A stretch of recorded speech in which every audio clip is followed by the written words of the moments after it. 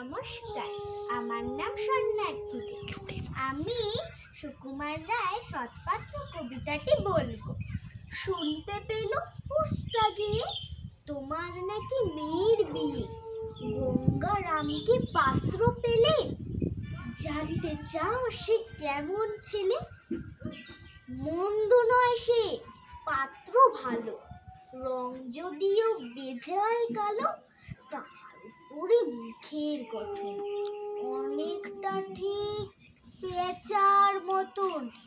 বিদ্যে বুদ্ধি বলছে মশাই, ধন্যী ছেলের অর্থাবসায়।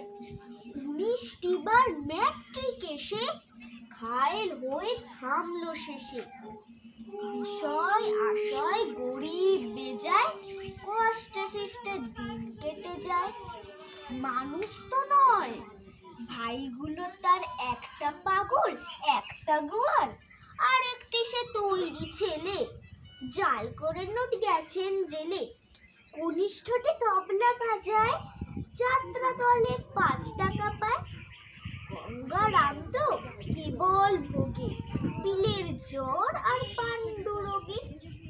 কিন্তু তারা উচ্ছঘর, কংসরাজের বংশধর।